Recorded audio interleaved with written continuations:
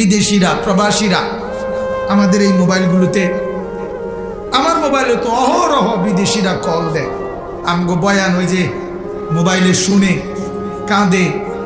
তো বলে, আজকেও এক লোক কাঁদা বলছে যে হুজুর বাড়িতে সবার কাছে বলতে পারি না যে কি কষ্টে আছি, কি পেরেশানিতে আছি, কি অস্থিরতায় আছি জিন্দিগিটা।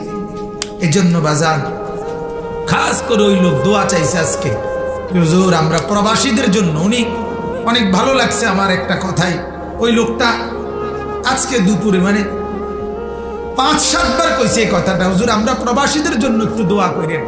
মানে নিজের জন্য বলেন, একলা বারবার বলছে, যে সবাইকে নিয়ে বলছে আমরা প্রবাসীদের জন্য একটু দোয়া করেন হুজুর, আমরা অনেক বেশি পেরেশানিতে আছি, অনেক টেনশনে আছি, বাড়িতে যাইতে আসতে পারতেছে না, আর্থিকভাবে ওইভাবে টাকা পয়সা মিলাইতে পারতেছে না, কিন্তু বউ বাচ্চার কাছে কয় না, হাসি দিয়া হয়তো থাকে, বুঝাইতে দেয় না যে নিজে কত কষ্টে আছে। আর এটা তো নিয়মও। আমি আপনার কিছুদিন আগে আমি ব্রাহ্মণবাড়িয়া থেকে আপনার গত মাসে 8 তারিখ আমি ব্রাহ্মণবাড়িয়া থেকে যখন মাহফিল থেকে আসতেছিলাম রাতের 2টায়, আমার গাড়ি অ্যাক্সিডেন্ট করছে। আমার গাড়ির সামনের দিকের ড্রাইভারের দিকের দরজা এবং একবারে লাইট পর্যন্ত একবারে বসকায় লেছে। মা এদের আমারে প্রত্যেক দিন মানা করে, আমার আম্মা এখনো বাইচা আছে। 2 দিন পর পরে ফোন দি, আনিস বাজি দূরে যাইও না বাজান, দূরে যাইও না, এত রাত বিরাতে কই থাকো, কই কি করো। মারে তো বুঝাইতেও পারি না, মা তো মাই। তাহলে বুঝাইতে চাইলাম এইভাবে তো সবাই কষ্ট করছে, চতুর্দিকে আর্থিক আয় রোজগার কমে যাচ্ছে কিনা বলেন।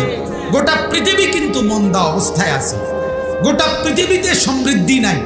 2-1 ভুইফোর, 2-1 হারামখোর সুদখোরের, 2-1 বাটপার সিটারের সম্পদ দেখে ধোঁকা খাইলে হবে না, সবাইটা একত্রে ভাবতে হবে। সবার কথা একত্রে চিন্তা করলে গোটা পৃথিবী আর্থিকভাবে দুর্বল অবস্থায় আছে। কথা বুঝছেন কিনা? তাহলে আল্লাহ তাআলা বলেন তোমাদের গুনার কারণে এই অবস্থা, তোমাদের গুনার কারণে তোমাদের ছেলেরা নামাজ পড়ে না, তোমাদের মেয়েরা নামাজ পড়ে না, তোমাদের বিবিরা নামাজ পড়ে না, তোমাদের ছেলে সারা রাত উলঙ্গ মোবাইলের ছবি দেখে, তোমাদের মেয়ে সারা মাসের পর মাস বেপর্দা বাজারে বাজারে ঘুরে, তোমাদের ঘরে ঘরে রঙিন টেলিভিশনে নর্তকী নাচে। এই অবস্থায় আমি রহমত কোথায় দিতাম কও? মুসলমান আপনি বলেন, আপনার ঘরে যদি ছেলেটাও আজকে 6 মাস ফজরের নামাজ পড়ে নাই, মেয়েটাও ফজরের নামাজ পড়ে না, বিবিও নামাজ পড়ে না, আপনার বউ পর্দা করে না, আপনার মেয়েও পর্দা করে না, আপনি বাজারে ব্যবসা করেন হারাম সুদের, অথবা ধোঁকা দেন, অথবা ওজনে কম দেন, অথবা মিথ্যা বলেন, অথবা প্রতারণা করেন, তাইলে আপনিও করেন বাটফারি, আপনার বউ করে বেপরদেগি, আপনার ছেলেও করে উলঙ্গ ছবি দেখা দেখি, তাহলে মালিক রহমত কোথায় দিত? আপনারা কোন দয়া কই করতো? কন্যা গুনাহ দিয়ে আমরা সব তো ভরে লাইছি, ঠিকই না বলেন? সবটা জায়গা তো শেষ করে লাইছি, মালিক রহমত কই দিত? কন্যা মালিক দয়া করতো কোথায়? কোথায় দয়া করতো? আচ্ছা, কাকে দেখাইতেছে? এ কথা একবার ভাবনা আসা উচিত ছিল না? কথা বলেন না?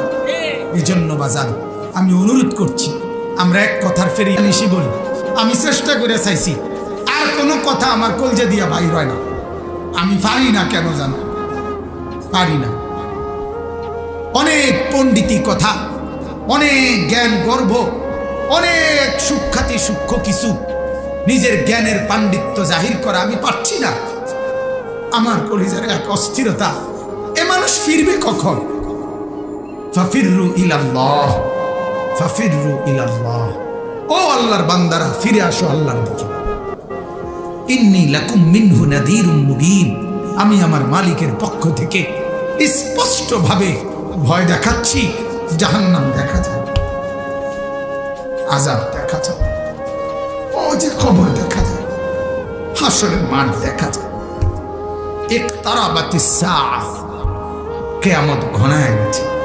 ইকতারাবা লিন-নাসি হিসাবুহুম, হিসাব কাছায় গেছে। নওজোয়ান ফিরে আয় বন্ধু, ফিরে আয়। নওজোয়ান তোমরা যারা নামাজ পড়ো নাই, দোস্ত ফিরে আসো।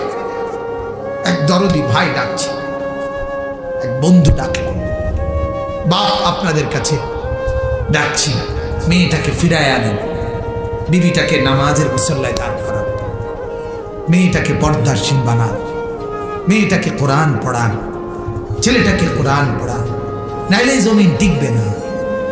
আপনি কি চান শুধু আপনি ভালো ভালোই মরে যাবেন, আপনার বিবি বাচ্চা পরবর্তীতে কষ্ট পাবে? এটা আপনি চান? এটা কেউ চান?